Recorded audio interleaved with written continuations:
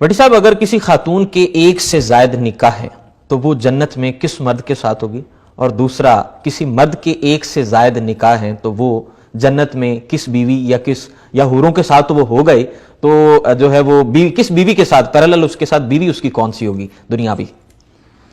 سب سے پہلے تو ان میاں بیوی کو جنت میں پہنچنا ضروری ہے. جی یہ ساری سیٹنگ تو بات کی ہے. پہلے تو یہ جنت میں پہنچ جائیں، اس کے بعد ہے کہ کون کس کے ساتھ ہوگا.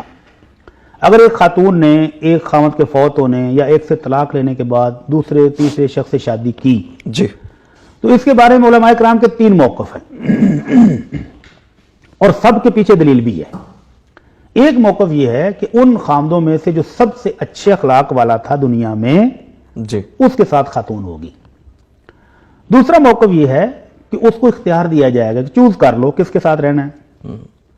ان دونوں کی دلیل موجود ہے لیکن وہ ضعیف احادیث ہیں، سندن صحیح نہیں ہیں. جی اور جو صحیح حدیث ہے وہ یہ ہے، اور اس کے ساتھ ایک خوبصورت واقعہ بھی جڑا ہوا ہے. حضرت ام درداء، ان کے خامد ابو درداء، بڑا پیار تھا آپس میں، بڑی محبت تھی. سبحان اللہ. اور محبت کا اندازہ آپ اس بات سے لگا لیں کہ سیدنا ابو درداء شہید ہوئے، فوت ہوئے، تو سیدنا معاویہ رضی اللہ عنہ رسول اللہ صلی اللہ علیہ وسلم کے کاتب وحی اور دمشق کے شاندار قسم کے حکمران، انہوں نے ان کو شادی کا پیغام بھیجا.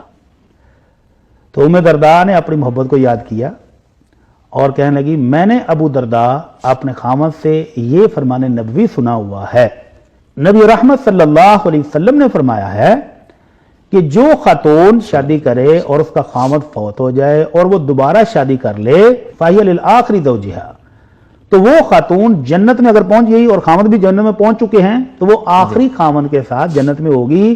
وَمَا أُرِيدُ بِأَبِي دَرْدَاءَ بَدَلًا، اور میں ابو درداء کے بدلے میں کوئی اور خامد نہیں چاہتی.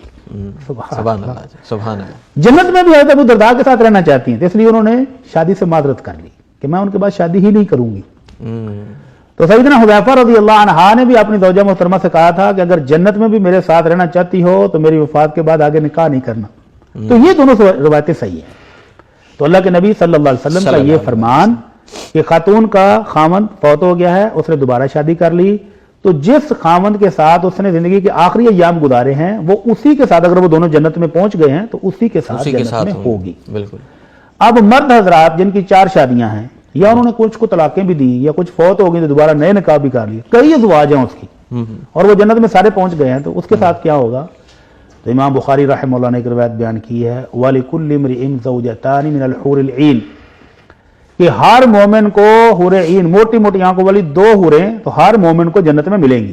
اللہ کے نبی صلی اللہ علیہ وسلم فرماتے ہیں جمعے کے جمعے وہاں پر بازار لگے گا، مرد حضرات شاپنگ کرنے جائیں گے تو وہاں جنت کی مٹی اڑے گی، گرد، اور وہ گرد جب ان کے چہروں پر پڑے گی تو جب واپس آئیں گے تو بیویاں کہیں گی کہ آپ کہیں سے میک اپ کروا کے آئے ہیں، بڑے خوبصورت ہو گئے ہیں. سبحان اللہ. وہ مٹی جنت کی پڑنے سے بھی میک اپ ہو جائے گا. تو خامد کہیں گے ہمارے جانے کے بعد تم نے بھی لگتا کوئی میک اپ کیا ہے، تم بھی پہلے سے زیادہ خوبصورت ہو گئے ہو. تو یہ جمعے کے جمعے حسن جو ہے وہ مزید میں اضافہ ہوتا رہے گا. تو یہ جنت ہے، دنیا کا کوئی قانون اس کو میچ نہیں کرتا ہے. تو اللہ رب العزت نے ایک اور شاندار قانون بھی جنت میں رکھا ہے کہ لَهُمْ مَا يَشَاءُونَ فِيهَا وَلَدَيْنَا مَزِيدٌ.